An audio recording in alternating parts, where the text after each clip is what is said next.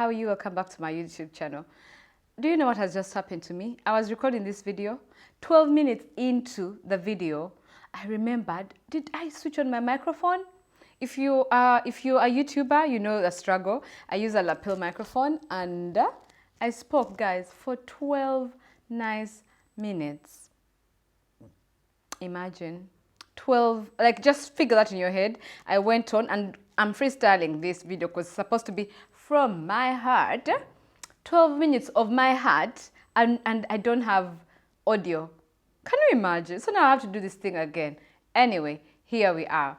So I was, so the purpose of this video is just to share some of the reflections that that I have been sort of sitting with the past 2021. And, you know, I wanted to do a longer video with 33 lessons that I've learned, but it was going to be a very long video.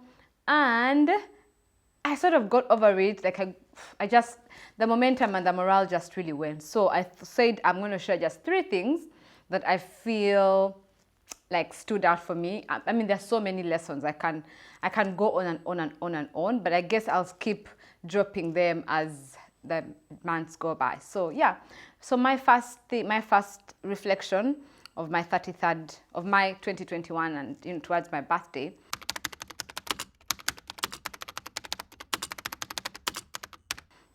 was that confidence, I read this somewhere.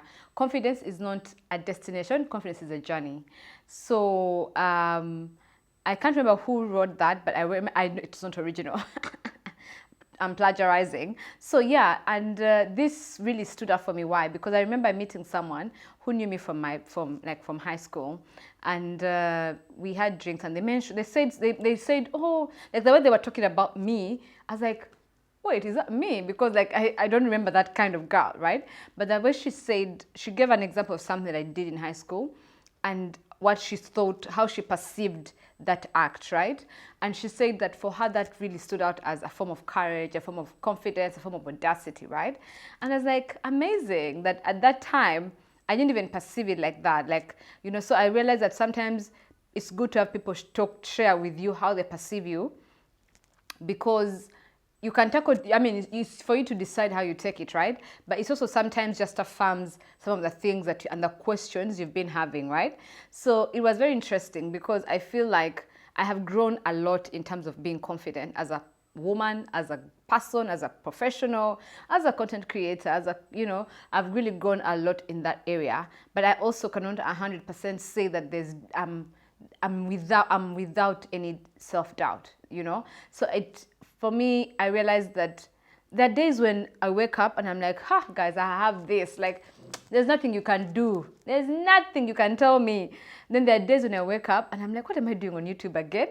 I just need to go delete that channel because I think there's people who are doing more amazing stuff, like, you know, self-doubt. And even like, it shows up in different areas of my life. So, but then one day, I think when I was reading that, I don't know where I read this quote, and that quote just stayed with me so much.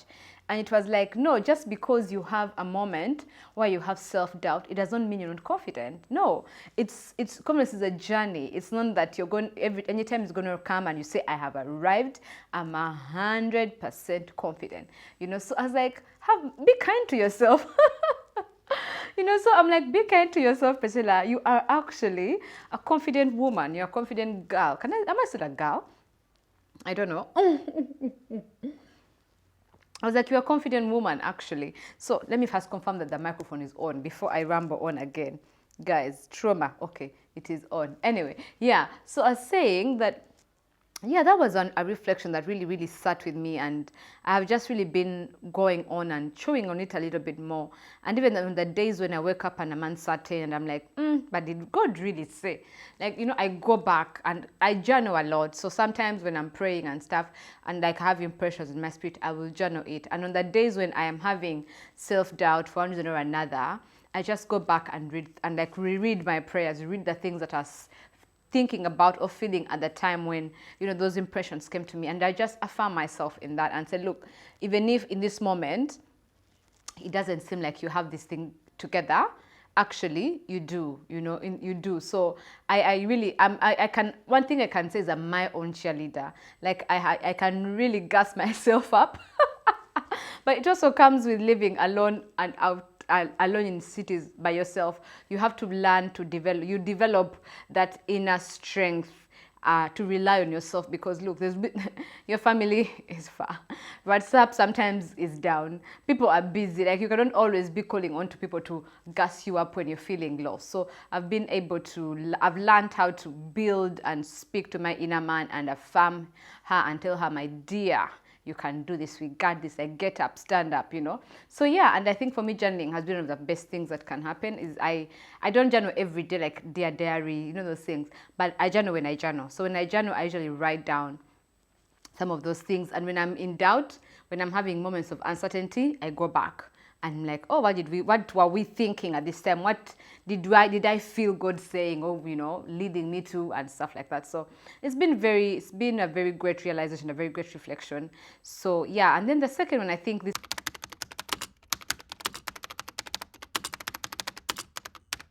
one came from Chimamanda, and oh my God, I need to sip on this.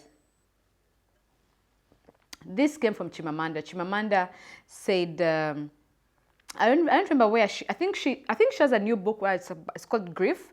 I think notes about grief after she lost her parents, and I think that's where it's from. Don't come from, but I think I can't, but I know it's from her. I'll try to remember where I read it from. But she says that it's important to nurture your ambition and success, right? But remember that there's hollows that success and ambition will never fill. That hit me hard. It wasn't new. The concept is not new because I know it, but I think it's just the way she put it. That way, there's people who give you words for things that you want to say, and in that moment she gave me the words for what I wanted to say, right? I felt like I've always known that there is a part in each one of us that is spiritual, that only God can feel. You know, like no matter how far you go, no matter what you do, that is why there's people who will always, like, it's like some people are forever wandering, looking for the next, and you know, and it will just never be enough. Like no matter how much money you get, no matter how, you know, the new clothes, whatever it is that you want, you can get all that, the marriage, the husband, the man, the children, the whatever, you know, the wife, like the big house, the travel, like whatever it is that you want, you can actually get it, and you will get it, but it will just never be enough. You know, there will always be, there's that part in each one of us, I believe, that really only God can feel, like only our spiritual being, and for me it's God who can feel it, you know. So it was very, very nice for her when I read that. It really struck a chord with me, because I know that I'm a very ambitious person, I've been told. But I also, sometimes I'm like, yeah, I'm ambitious. Then other times I'm like, I am the most less ambitious person I know in the world. Anyway, so I know that there's things I want to do. There's things I want to see. I want to do like, I want to make movies. I want to make documentaries. I want to do so many things, right? And I will do them in due time. But I know that even if I do all those things I want to do and tick off all my vision 2025, my vision whatever, you know, like even if I do all those things on my vision board, there will always be, if I do not feed my spiritual woman, there'll always be that hunger. There'll always be that desire for more, right? And that desire for more is not for physical things or for anything, but it's just the desire to connect with God, the desire to connect with a higher version of myself, not in the physical, right? So yeah, I that really just stuck with me so much, because I'm Christian, and I believe that we have the spirit, the soul, and the body. And yeah, I think ambition and success, in my opinion, and really sits in the soul and the body, you know, and it's the spirit for me that I find is my center, because the days when I have really been off, I'm just a Christian girl figuring out life with God, right? But I know that the days when I feel off the most is when I've neglected my spiritual woman. Like when I feel like we are not vibing, we are not in touch with God, we are just going on our own. I honestly feel off, like I'm cranky, I'm moody, I'm extremely emotional for no reason, like, you know. And when I feed that's the spiritual woman, and I just nurture her, and you know, like I'm like, I center myself in God. Trust me, like everything is fine. You know, everything is fine. Even if the physical stuff are not going well, like I have had the most uncertain season of my life I have ever lived in my adulthood. The past 4 months have been super uncertain. Like I need to make moves that, and I don't even know, like there were things I had to wait for, and some I'm still waiting. But I knew that if my spiritual woman is fine, we are good to go. So I made sure that I focused on that, because I knew that if I don't, I'm going to run mad, you know. So I think for me, that really just sat with me so well when she said that there is hollows that ambition and success will never feel. And don't get me wrong, ambition and success are not a bad thing. I mean, we are called to excellence. We are children of God. We are called to excel. That's a given. Like if you're watching this, you will excel. You will achieve all your dreams. You'll do all those things. But even when you get all those things, I believe that there's a bit of human beings that will just never be filled by stuff. Honestly, by stuff. Even if you, so yeah, like that really sat with me so much. Like I liked it. Like she gave me the language for that. And then lastly,